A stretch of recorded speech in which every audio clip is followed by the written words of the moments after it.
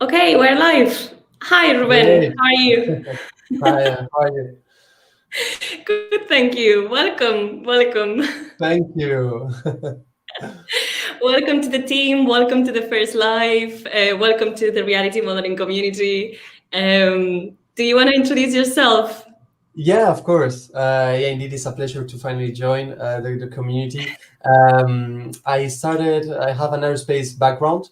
I was in the UK last year working for Rolls-Royce.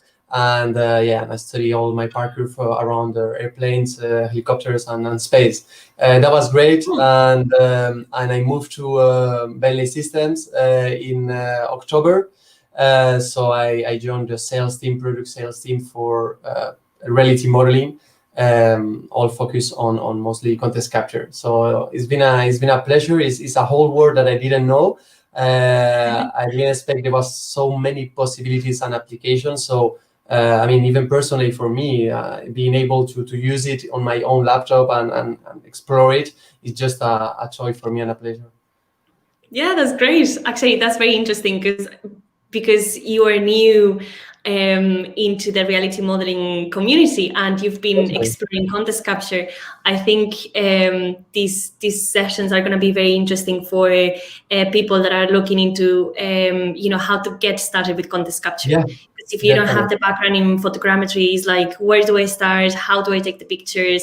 How do I Yes. start with the software? It can be a bit overwhelming. Yeah, Um, it is. Well, yeah, when I joined, I said, oh, maybe I need a training. Someone can explain how to capture, how to import everything. Have no clue yeah. about what I'm supposed to sell or to know about. Yeah. But with your own free time, you can explore it, and it's so easy and yeah, easy to understand.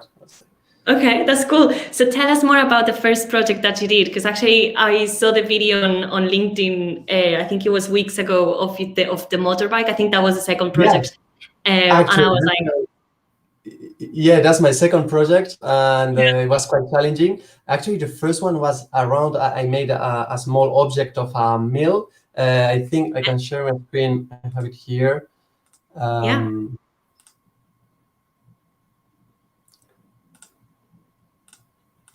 So it was a close range photogrammetry. So it was kind of like a smaller object than the Indeed, motorbike, was it? Yeah. Okay. yeah, Let me add this to the it is. screen. There you Okay, now go. you can see. Okay. This is the mill. So actually, yes, this Cool. is the first model. So I took. So I was focused on. You built that yourself. The meal. Yeah, The meal. I mean, That's yeah, I incredible. mean that's just a small object you do when you are a child in high school, whatever. And I went to the house of my parents and I look around what I can capture, something small but not too small, and a lot of colors. It can be important for contest capture. Yeah. But yeah, and I was so focused on the how to say. The specification of the capture to make everything perfect. I think I went too far. I even built a device. I have it here. Even look. So I made this. This is basically a Oh wood wow. board with some skateboard rolls, so I can put it on this axis and move around the object. And then I put the stabilization of the iPhone, and I think like 600 pictures around these really small objects. I went too far. Okay, so let's make a note. You don't need to build this, and you don't need Exactly. 600 pictures to make a 3D model with context capture. Indeed. I went way too far. Plus I'm a photography fan, so I have That some devices and explains. etc. So I said, okay, I'm gonna use all my resources to build this. Well, that was way too far, way too long to produce, to capture.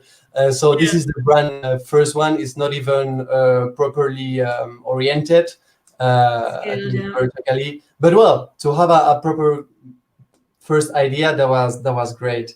Yeah, Uh, it's a really nice first project. Actually, much better than what mine looked like. But I think you make a really good point as going too far with the data acquisition. Because I think the data acquisition is what most people, I don't want to say fail, but kind of like struggle the most. because at the end of the day, you need to take into consideration like picture quality and the overlap and the camera settings and things like that. So I think it will be a nice journey to go with you in terms of like how you've been improving in the data acquisition side. So from the first project to the second project, how did you improve that process? So basically, I was more focused on the overlap between pictures and the orientation. I don't need to apply a lot of resources like I built this. I just have to focus on my orientation of the camera and the overlap. I won't need 600 pictures. I just focus, okay, in this height and this orientation, I will take 10 pictures around my object, and then another angle, and that's it. So I was really focused on minimizing the quantity of pictures. Yeah.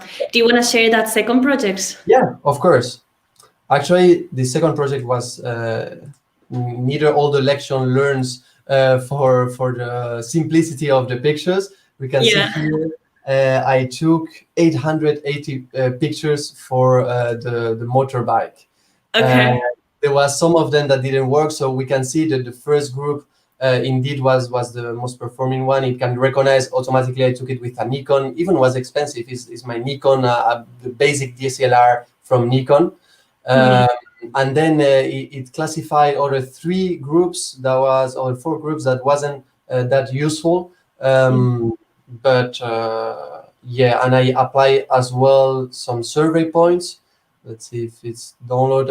It's in Spanish. I just set up the window on the left, the mirror on the right, and the engine and some points. Well, I don't think we'll be able to see it, but that was and the first time actually I took the motorbike. I went to the sun directly. I say, okay, it's really sunny. Let's go to a park station, and I put it just in front, but it wasn't a really clear day, there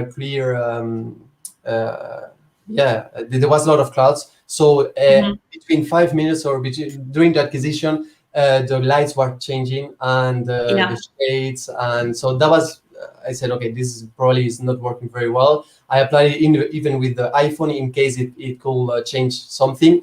But the result was so bad, it couldn't build just because of the shadows and the sunlight. It was too bright. So the second time I said, okay, I won't go too far. I just went next to my house, these big buildings, and I went just on the big shadow that was creating this building. So as I'm controlling, I'm doing it with a DSLR camera. I could select just the light that I was capturing. So even if I was in the shadow, I was able to capture a lot of light, even if the background was totally bright and we couldn't see. I don't care about that. So this way I couldn't have any change of shadows, and indeed I succeed to have the proper result. I will be able to share right now. Okay. So that was my second lesson. So you focus more on the image quality and the image overlap on the second project. Exactly. And that's really cool.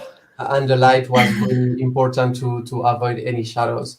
I applied some control points on the mirrors because I saw in the first survey model that there wasn't no appearing any mirror, even though if they are empty, because it's a term of reflection. Every angle that I took the camera, it was a different picture on my mirror. Is something I discovered as well. So yeah, I was pretty happy with the results. Of course, we see on the uniform parts of the engine or the motorbike is not really the best quality. But if we go into the details of the engine, which are really different or not as uniform materials, we can have a better overview. It looks really cool. Like the level of detail is really, really nice. What's the ground sample distance? What's the pixel size approximately? Of the camera, I was shooting with a 12 megapixels. Okay. Yeah. Okay. That's really cool. And how long, more or less, did it take you to go from data acquisition, data processing, and getting the results? So the first time when Considering that this is your second project, so I understand that data acquisition might have been way longer than. yeah, exactly. The first time when I went to the sun, I think it took me like 2 hours probably. But the second time I captured it with the DSLR and the phone. But the second time I went to the shadow directly. I didn't went too far, just next to my house. I said, okay, this in 15 minutes I capture everything. And to produce it, I was doing it on my personal laptop, so it's not a huge RAM. So it took me around probably 6 hours, something like this, but much faster than the first time, and and constantly learning for better tips. Absolutely. So what would be so besides the data acquisition, in the data processing, what will be the challenges that you, because I think did you ever work with photogrammetry in your experience at Rolls-Royce, or was this your first time with That was my photogrammetry? first experience, with photogrammetry. Okay, so how was the going through the process of error triangulation, measuring the points, generating deliverables? What were the challenges? What were the things that you were like, oh, I have no idea how to do this, or this is very easy? So tell me a bit of pros and cons.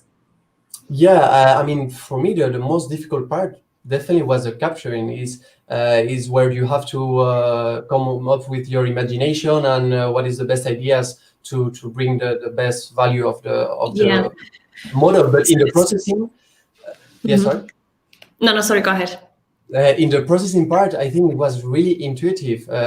I After I learned some settings of the quality export, all the type of formats to export, this one is better for the Bentley visualization, this one is better for other type of visualization or for editing after the model. But that was it. Everything was really intuitive, and I didn't need any training to learn how to import, to even combine it with laser, to apply the server points, to apply some constraints as well, to have a scalable model. It was very intuitive. I didn't focus any problem with it. Did you have to use any material, as in tutorial videos, or what was the material that you used as a kind of like, supporting what you were doing? Like, I guess that you didn't know what the error triangulation is, for example, like. Yes, definitely. I follow some YouTube tutorials from Bentley, and especially I wrote some blogs to know what is exactly the format that was most easy to share among you and all the team.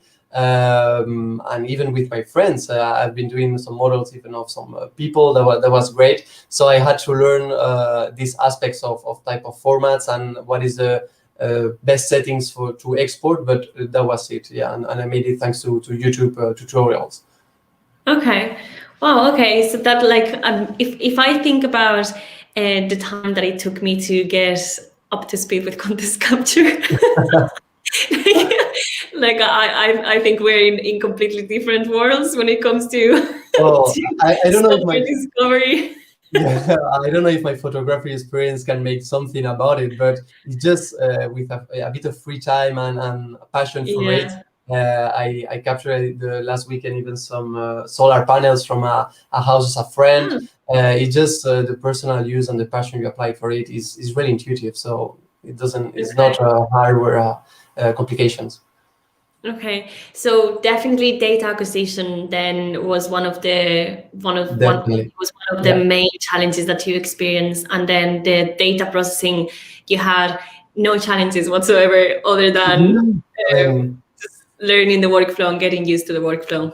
Yeah, every problem that I had so far was related to the capture, because I didn't capture this part in precision, or I went too fast, or I took too many pictures, or I is not even running on my own laptop. That was the main challenges. Yeah. Yeah, that's very interesting. How did you experience to take, instead of going for pictures, did you try with video? No yet, but it's something actually I want to try, because I am really expecting what is the difference of quality we can expect, and on also in running times, in processing times, how this will affect. So I'm really curious, and I want to apply it. Yeah, so I think next week we will be presenting with Kurt how to process video with ContextCapture. So I think that's going to be interesting, because Kurt is a big advocate of capturing video data, especially for first projects when you are not very familiar with like overlap and image quality and these kind of things. So it might make the data acquisition a bit easier for newbies. Definitely, yeah, will help. I think on my first time where I captured 800, if I made just 3 videos around, that will be enough. So I don't have to focus on video. Take enough. It's okay. You have a whole video. It should be enough. So definitely should help. I think. Yeah, I'm expecting to try it. Yeah, it will be actually interesting to see, like maybe in a couple of weeks after Kurt's presentation, you could do a couple of videos and try to get to this same level of detail of the motorbike with video capture, because it will be interesting to see, do you get the same level of accuracy, in terms of like processing time, what's the difference, and things like that. Yeah, definitely. I will be glad to share it. I even done yesterday, I finished a model of another motorbike that I just sold, so I cannot make other models. But we can see the differences is from the main manufacturer, so they are similar. But we have a quick overview as well for all the motorbikes fans that can follow us. That's cool. Do you want to show that? Do you have it in there? Yeah, of course. Let me open it. So you are a big fan of motorbikes. I am, definitely. It's not too many years about it. My family is not really keen on motorbikes. And when I was 22, I started with motorbikes with a small KTM 125, which is actually the one I'm about to show. But this is my first motorbike. Let's share it. And yeah, whoever is seeing this, who is a motorbike fan, once you start, you will never end this passion. This is the result I get just yesterday. So it's the same family of manufacturing. We can see that we have more troubles with this part of the motorbike because it's more uniform, probably than the Husqvarna that we just saw. Actually, the mirror, we have more information about it probably, but it's not quite on detail. We can still see a lot of details of these parts, and but it was quicker to capture, definitely. It creates some hard bags because you have to set on the floor to capture all of the pictures sometimes, but I took definitely less. I think was 300 pictures, so it's now less than the first time, but it still is a lot, I know. No, but it's a good transition. So we went from exactly 800. What was the first project? Was it 50, I think, yeah. And 800, and then the second project was how many? 300, more or less. This one is 300, so I'm still learning. We can reduce this for sure. This is too many, but yeah, as I just sold it, actually I took the pictures I think an hour before selling it. So I said the more pictures I have, the less chance I have to have the model. But I'm still on that mentality, that way of thinking, just to don't miss the opportunity to create the model. But definitely, of course. Yeah. Did you use the 80 as kind of like a check for the overlap? Like, have you seen the quality checks that you can do after the retriangulation? Yes, definitely. I saw it. I don't remember what I got for the overlap, but I will look for it. And if you want, we can share it on even in a video. But yeah, I saw it at the report. I still have to learn about what you can learn from that report, because there is a lot of info in there, and yeah. Yeah, exactly. So that's kind of like the tool that we're for a few customers, like James mentioned a few days from Sueco. He mentioned that he uses that on site. So before getting back to the office, he will just run the error triangulation, which takes a few minutes. And then it gives you all those insights about overlap and other things, so you can double check if you are missing any parts. So that would be interesting. Maybe for next time, we can check, compare the different projects with the motorbikes and see if there is like any areas that you could have identified even during the data acquisition. For sure, and even compare the quality results of the with the video and the pictures of the report to check the difference. Yeah, I think it's really interesting. Okay, some homework. Yeah, exactly. More homework. Well, this I don't mind. Is a great passion to apply it. Yeah, it is. Cool. Anything else that you want to share with us today? I don't think so. And so far is what I learned. So I will keep posted of what is my progress. Hopefully to reduce this number of pictures as much as we can. I don't think the aim is to reduce the number of pictures. Well, actually, from 800 to 300, I think that's a really good point. But I think it's more of a how to become, how to make the data acquisition more effective, and make sure that it doesn't struggle, or sorry, not struggle, but like have any negative impact on data processing. So I think that will be a really nice journey to go through with you. Exactly. To create maybe a path before you are doing the acquisition. So far, I'm going to drive my bike somewhere and I will take some pictures. So okay, maybe next time I will plan something before with the lights and with the path of the cameras, just to produce. Okay, sounds good. So then see you in a couple of weeks. And thank you for the presentation and for Thank you. That was great, Ruben. Take care, and we'll see you very soon, guys. Thank you so much for joining today. Thank you. Have a great day. Bye. You too.